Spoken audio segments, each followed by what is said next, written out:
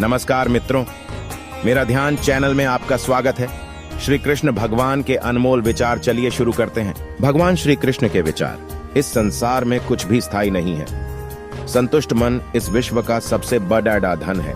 कर्म किए जाओ, फल की चिंता मत करो। भगवान प्रत्येक वस्तु में, प्रत्येक जीव में मौजूद है।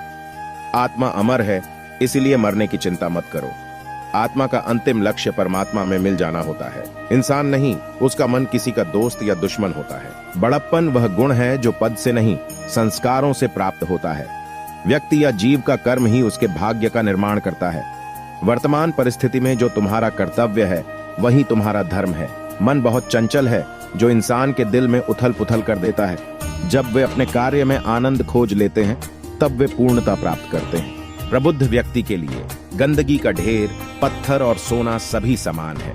आपके कर्म ही आपकी पहचान है, वरना एक नाम के हजारों इंसान हैं। धर्म केवल कर्म से होता है, कर्म के बिना धर्म की कोई परिभाषा ही नहीं है। अहंकार करने पर इंसान की प्रतिष्ठा, वंश, वैभव तीनों ही समाप्त हो जाते हैं। जीवन में कभी भी किसी से अपनी तुलना मत कीजिए। आप जैसे हैं सर्वश्रेष्ठ हैं। बुरे कर्म करने नहीं पड़ते हो जाते हैं और अच्छे कर्म होते नहीं करने पड़ते हैं। जो अपने मन पर नियंत्रण नहीं रखता वह स्वयं का शनय शनय शत्रु बनता जाता है। बुद्धिमान व्यक्ति को समाज कल्याण के लिए बिना आसक्ति के काम करना चाहिए। स्वार्थ संसार का एक ऐसा कुआं है जिसमें गिरकर निकल पाना बड़ा कठिन होता है। सेहत के लिए योग और किसी की जरूरत पर सहयोग दोनों से ही जीवन बदलता है।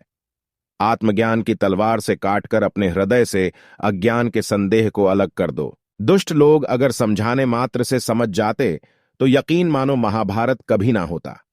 मनुष्य अपने विश्वास से निर्मित होता है। जैसा वो विश्वास करता है वैसा वो बन जाता है।